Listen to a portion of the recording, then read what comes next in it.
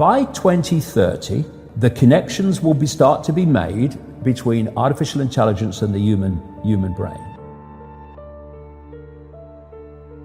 We've been through a process of preparation, of getting people, first of all, stage one, addicted to technology that they hold, holdables, smartphones, tablets.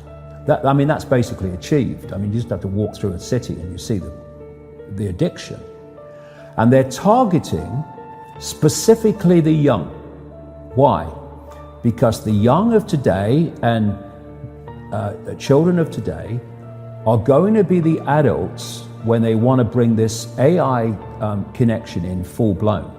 For that to happen, they have to get people addicted to technology to the point where they'll accept it and where it's the most natural thing in the world. And it's happening in front of our eyes. The first stage is to get people addicted to technology to the point where, at the most extreme, they'll get up in the dead of night and they'll queue, stand in line outside an Apple store to get the first of the new technology. And what they want eventually, and not too distant into the future, is people basically lining up to be connected to AI. In the same way that people in Sweden now are having parties to celebrate someone being microchipped, right? All this connects. So the next stage, because the idea is to get in the body, the next stage is to get on the body. So we went from just holdables, we went to wearables, we went to Bluetooth and Google Glass and Apple Watches and all these other gadgets that go on the body now. Even what they call electronic tattoos that are basically microchips on the skin. And the next stage is to go in the body, which is already starting in places like Sweden.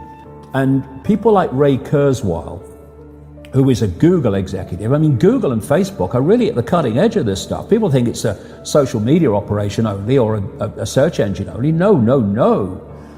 This whole Google group now, which is given the name Alphabet, are absolutely at the cutting edge of this whole AI technology. So is Amazon. Amazon's got contracts worth hundreds of millions of dollars with the CIA and the Pentagon for cloud services and stuff. Yeah, they have massive data services. Massive, yeah. Consumers don't see. So the idea is to take this on. And what Kurzweil is saying, and he claims an 80% success rate in his predictions of incoming technology and when it will come in. But, if you know when it's going to come in, then you've got a great chance of predicting it, haven't you? It's like, if you know when a stock market's going to fall because the people you are connected to are going to make it fall, well, you're going to get out just before it falls, and you're going to get in just before you know they're going to push it up. You don't have to be, Nostradamus if you know the script. This is the sales pitch, and this is why they're telling you. The sales pitch is, when we connect to artificial intelligence, we'll be superhuman. That's what the sales pitch is. That's his sales pitch. Right. That's going Siri, to be the sales pitch. Alexa, all these things. Yeah. What you've got is the idea that connect to AI and you'll become superhuman intelligent. No, you'll become subhuman intelligent. You'll become a vehicle for artificial intelligence. And whoever controls artificial intelligence will control the perceptions of every mind that it's connected to. If you're going to make a physical connection with AI, you're not going to do that on a mass scale until you've made a psychological connection. And there is a process, a psychological process, which is known as preemptive programming. Preemptive programming is this.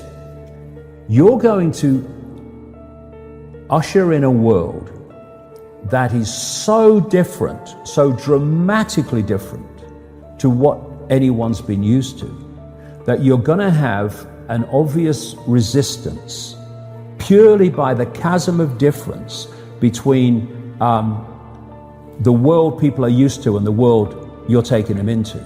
A resistance that says, hold on a minute, you want to do what? What? So you prepare them for it through preemptive programming. You put out a stream of movies out of elite-controlled Hollywood. You put out television programs, you put out books, you put out all these things that basically portray the world you want to take people into. This is why you've seen so many movies about control by robots, control by technology, of synthetic humans. You have the dystopian society being portrayed and portrayed and portrayed. And what that's doing, it's making the subconscious, to an extent the conscious mind, familiar with the world you want to usher in. So when you literally start to bring it in, there's not that chasm that there would have been before. There is almost a familiarity with it because you prepared people by portraying it over and over again in movies. Another part of this psychological connection with artificial intelligence, so we'll accept the outcome that I've talked about, is these Alexas and these Echoes and these so-called office assistants or personal assistants. You start to interact with them as if they're human. And now they're bringing in internet-connected toys for kids, even little kids, and Barbie dolls that they can actually have conversations with artificial intelligence. They're now bringing in these robots that are these synthetic robots that are looking more and more like humans. A lot of them coming in from the East. And this is a whole psychological process of familiarizing us with artificial intelligence, to getting people to interact with it until it becomes the most natural thing in the world. By 2030, the connections will start to be made between artificial intelligence and the human brain. And the human brain will be connected to what he calls the cloud. Another name for this is the smart grid, basically to artificial intelligence. As time passes, artificial intelligence will be more and more of human thinking and human perception until basically it's the totality of human thinking and human perception, at which point we won't be human anymore in terms of the consciousness processes we are using today. We will be artificial intelligence. And this is the assimilation I'm talking about. If you are connecting the human mind to a grid, a global technological grid, that grid can be centrally controlled. It will take at the center point very, very few people to run it, and even fewer to decide how it's run.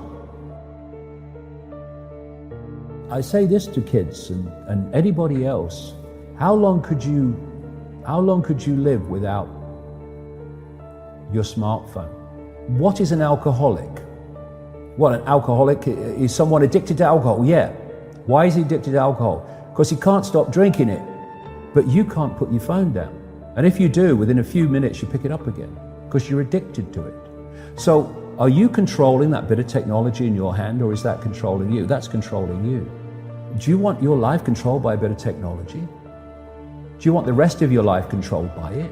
Or are you now going to go, I'm putting this down? If technology is going to be the servant rather than the governor, it has to serve the interests of humanity, and humanity does not have to serve it. We're in a situation now where humanity is serving technology. And it will be serving AI. Increasingly, it is serving AI in its algorithmic expression.